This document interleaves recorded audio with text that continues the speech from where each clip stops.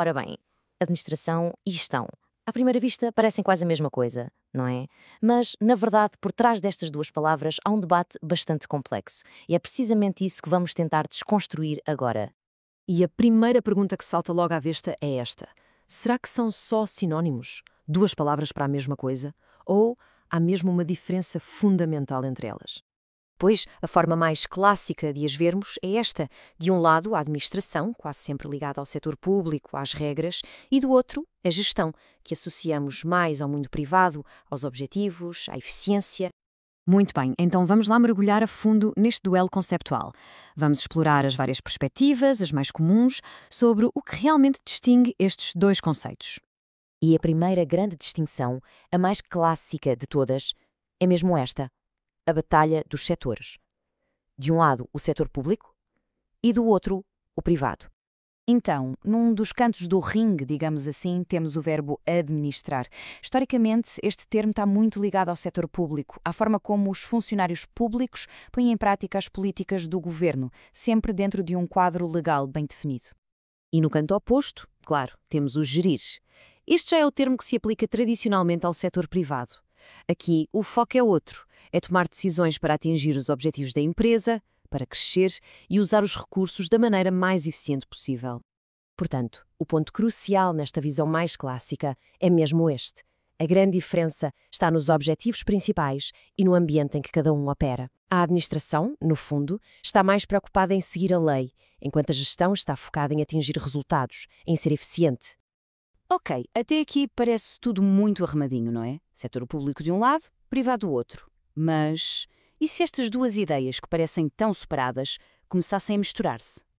Pois bem, é exatamente isso que nos leva a uma grande reviravolta nos anos 80. É aqui que surge uma ideia que mudou muita coisa, a chamada nova gestão pública. E o que é que esta nova gestão pública defendia, afinal? Bem, a ideia central era, de certa forma, fundir o melhor dos dois mundos.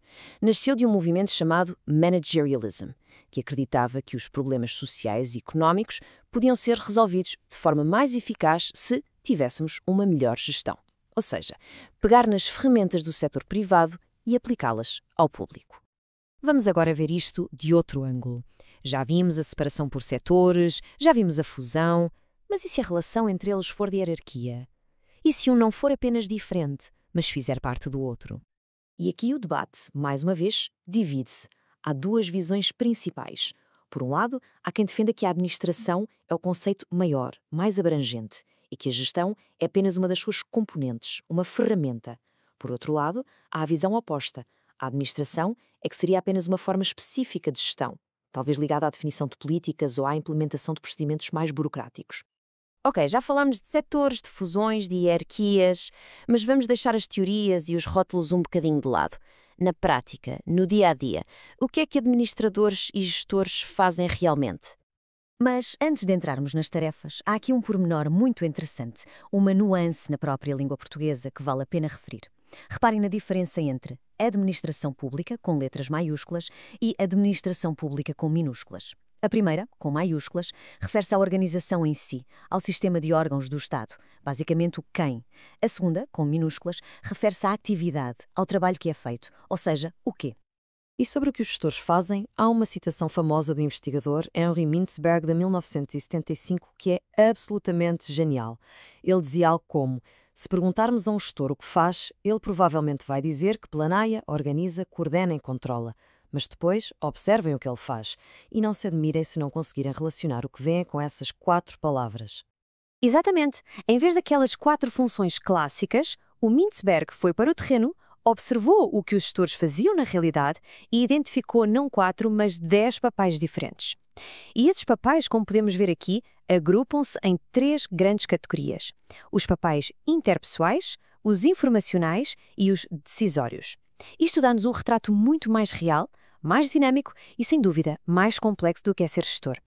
Mas, se o modelo do Mintzberg é sobre a realidade observada, há outro modelo, mais antigo, de 1937, mas que ainda hoje é uma referência fundamental.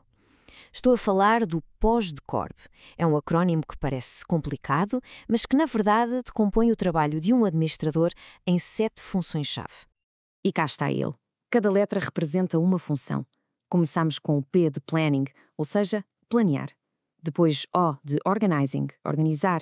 S de staffing, a gestão do pessoal. D de directing, dirigir. Co de coordinating, coordenar.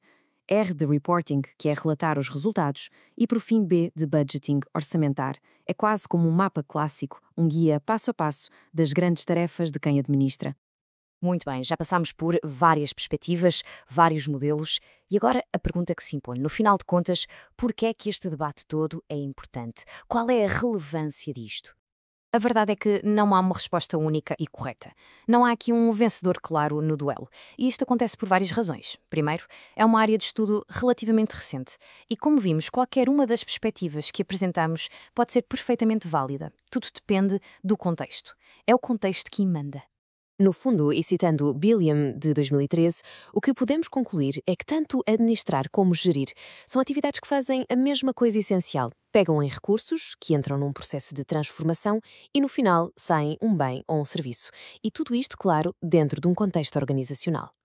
Portanto, a ideia é que da próxima vez que se cruzem com uma notícia que fale em gestão pública ou administração do governo, já tenham mais ferramentas para pensar sobre o que está realmente em causa. A grande questão não é tanto saber qual é o rótulo certo, é, acima de tudo, conseguir perceber as nuances e as diferentes filosofias por trás da forma como as nossas instituições, públicas ou privadas, são de facto governadas.